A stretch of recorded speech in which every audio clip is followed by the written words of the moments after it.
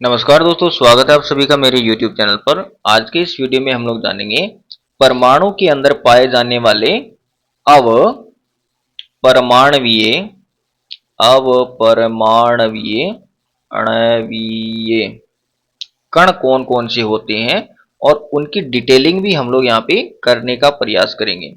आप जानते हैं कि परमाणु में कौन कौन से अवपरमाणवीय कण पाए जाते हैं। इलेक्ट्रॉन, प्रोटॉन और न्यूट्रॉन, ये तीन अवपरमाणवीय कण पाए जाते हैं। इलेक्ट्रॉन पर ऋणात्मक आवेश होता है, प्रोटॉन पर धनात्मक आवेश होता है और न्यूट्रॉन पर कोई आवेश नहीं होता है। इनके बारे में हम लोग डिटेल में जानेंगे। चलिए शुरू करते हैं और सबसे पहले इलेक्ट्रॉन से ही शुरुआत कर देते हैं। इलेक्ट्रॉन की खोज कर इलेक्ट्रॉन की जो खोज हुई वो कैथोड रे मतलब किरण, कैथोड किरण प्रयोग में हुई और इनके खोजकर्ता का नाम है जे जे थॉमसन। जे जे थॉमसन। अगर ऑप्शन में आए तो अपने को जे जे थॉमसन करना है, लेकिन वैसे मैं आपको बता दूं कि इलेक्ट्रॉन की डिस्कवरी होने में कई वैज्ञानिकों का योगदान है। सबसे पहले आते हैं अपने माइकल फेराडे, जिन्होंने विसर्जन नलिका का कॉन्सेप्ट वो लेके आए इस दुनिया के अंदर। फिर आते हैं दूसरे का नाम था अपने जेम्स प्लूकर। पता नहीं ऐसा कुछ नाम था, वो उन्होंने भी इसके ऊपर अध्ययन किया। फिर इंपॉर्टेंट आते हैं, वो है विलियम क्रुक्स। उन्होंने एक विधिवत विसर्जन नलिका का उन्होंने निर्माण किया और उसका उन्होंने गहराई से अध्ययन किया, कैथोड किरण के बारे में और डिटेल में उन्होंने बताया। फिर आते हैं अपने जे जे थॉमसन।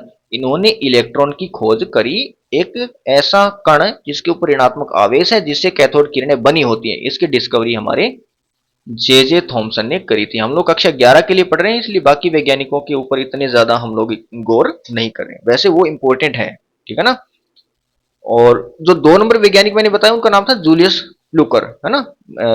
सबसे पहले माइकल फेराडे, फिर जूलियस प्लूकर, फिर आते हैं विलियम क्रुक्स और फिर आते हैं जे जे थॉमसन, ठीक है। और यहाँ पे एक साइंटिस्ट का और नाम आपको याद रखना है, उसका नाम है स्टोनी, ठीक है ना। इसको क्यों याद रखना है हमें?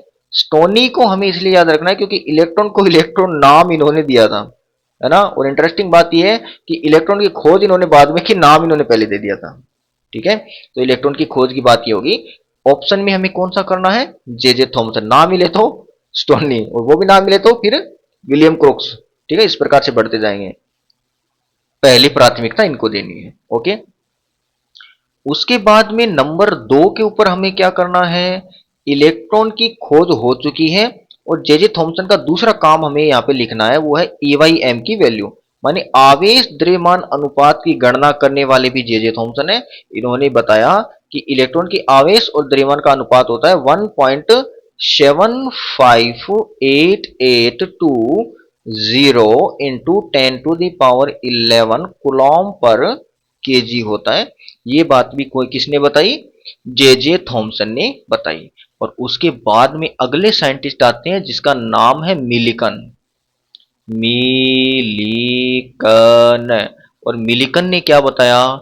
मिलिकन ने अपना एक प्रयोग किया जिसको हम लोग तेल बूंद प्रयोग के नाम से जानते हैं। मिलिकन ने अपना तेल बूंद प्रयोग किया और इस तेल बूंद प्रयोग में इन्होंने इलेक्ट्रॉन का आवेश बताया जो कि 1.6 इंटू 10⁻⁻19 कूलॉम था। अभी हमारे पास में EYM की वैल्यू भी है और QE की भी वैल्यू है ना। तो इन दोनों को कैलकुलेट करके फिर मास ऑफ इलेक्ट्रॉन भी डिस्कवर कर लिया गया। वो कितना था? वो था 9.1094 इंटू 10⁻31 केजी, ठीक है ना, 31 केजी। ये इलेक्ट्रॉन का द्रव्यमान होता है। इलेक्ट्रॉन की खोज जे जे थॉमसन ने। इलेक्ट्रॉन की आवेश द्रव्यमान का अनुपात जे जे थॉमसन ने कितना? 1.758820 गुणा 10⁻11 कुलोम पर ग्राम पर किलोग्राम। मिलिकन ने तेल बूंद प्रयोग किया और उसमें इन्होंने इसका आवेश निकाला जो कि 1.6 गुणा 10⁻19 कुलॉम होता है। और इन्हीं के आधार पर फिर कैलकुलेट किया गया इलेक्ट्रॉन का द्रव्यमान, ठीक है। ये बातें होगी इलेक्ट्रॉन के विषय में। अब नंबर 2 पे बारी आती है प्रोटॉन की। प्रोटॉन की खोज का श्रेय हम लोग देते हैं रदरफोर्ड को। किसको देते हैं? रदरफोर्ड को इसकी खोज का हम लोग श्रेय देते हैं। लेकिन एक और वैज्ञानिक का नाम हमें यहां पे याद रखना है, ई गोल्डस्टीन। ई गोल्डस्टीन, ये मात्रा वगैरह आप देख लेना कौन सी बड़ी आई कौन सी छोटी आई। रदरफोर्ड को खोज का श्रेय इसलिए दिया जाता है क्योंकि ई गोल्डस्टीन ने कैथोड की किरण तो पहले से थी, एनोड किरण की खोज इसने कर दी, ई गोल्डस्टीन ने। और ई गोल्डस्टीन ने जब एनोड किरण की खोज करी तो उसी के अंदर जैसे कैथोड किरण को बताया था ना जे जे थॉमसन ने कि ये ऋणात्मक आवेशित कणों की बनी होती है जिसे हम इलेक्ट्रॉन कहते हैं, वैसे ही ई गोल्डस्टीन द्वारा खोजी गई एनोड किरणों को रदरफोर्ड ने बताया कि ये भी धनात्मक आवेशित कणों से बनी होती है और जिसको हम लोग प्रोटॉन कहते हैं। ऑप्शन ये टिक मारना है अपने को परीक्षा के अंदर। और कैथोड जो एनोड किरणें होती है उसको कैनाल किरण भी बोलते हैं, ये सामान्य नाम है, ये आप पहले से ही जानते होंगे, फिर भी आप सुन लीजिए। रदरफोर्ड ने प्रोटॉन की खोज की, इन्होंने कैनाल किरण या फिर एनोड किरण की खोज करी। अब बारी आती है इनके आवेश की। तो प्रोटॉन पर आवेश इलेक्ट्रॉन पर आवेश के समान ही होता है। क्यूपी अगर हम लोग लिखें तो वही 1.6 इंटू 10⁻⁻19 कूलम उतना ही होता है, लेकिन चिन्ह यहाँ पे बदल जाएगा प्लस का। ये जो आवेश है ये माइनस का होता है और ये आवेश प्लस का। परिमाण में दोनों के दोनों समान होंगे, ठीक है।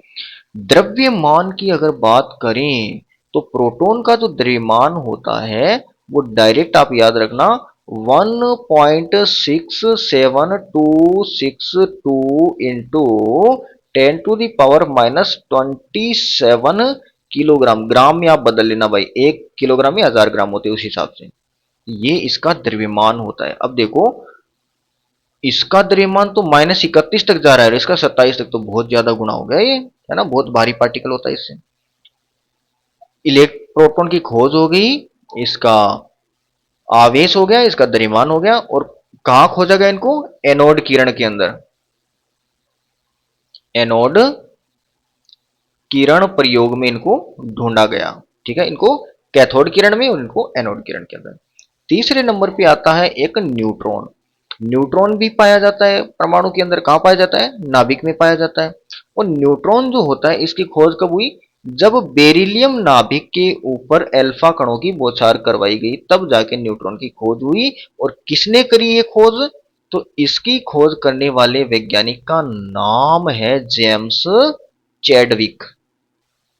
जेम्स चैडविक नाम के ये एक वैज्ञानिक है हमारे, और इन्होंने इसकी खोज कर डाली।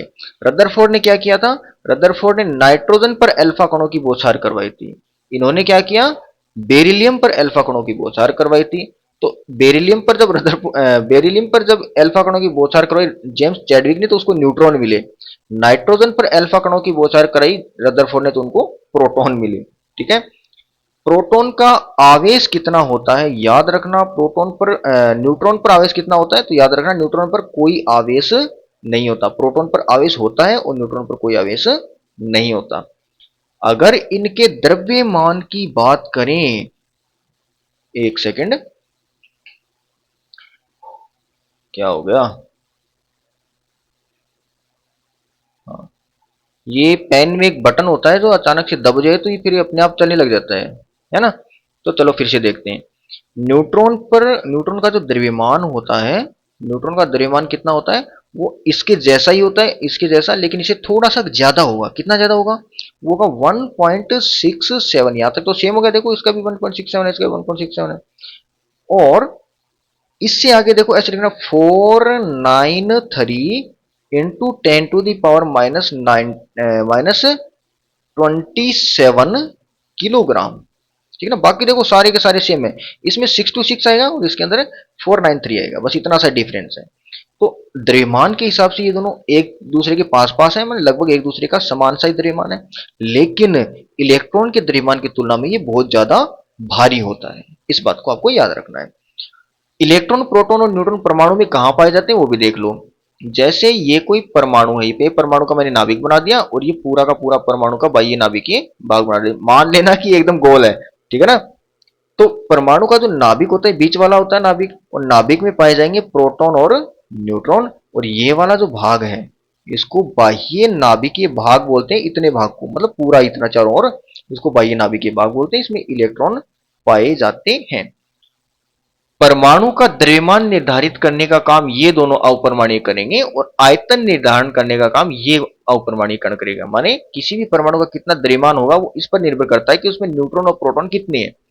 इसीलिए इनकी टोटल संख्या को द्रव्यमान संख्या बोलते हैं। आगे आने वाली वीडियोज में देखेंगे हम इस चीज को। और इलेक्ट्रॉन परमाणु का आयतन निर्धारित करता है, क्योंकि घूम घूम के इसी ने आयतन को बनाया हुआ है। ठीक है, तो ये हो गए तीनों इलेक्ट्रॉन, प्रोटॉन और न्यूट्रॉन की बात। आई होप इस वीडियो से आपकी थोड़ी बहुत हेल्प जरूर हुई होगी। और आने वाली वीडियोस के अगर आप नोटिफिकेशन पाना चाहते हैं तो चैनल को सब्सक्राइब करके नोटिफिकेशन बेल जरूर दबाना, ताकि आने वाली वीडियो की नोटिफिकेशन आपको मिलते रहे। धन्यवाद।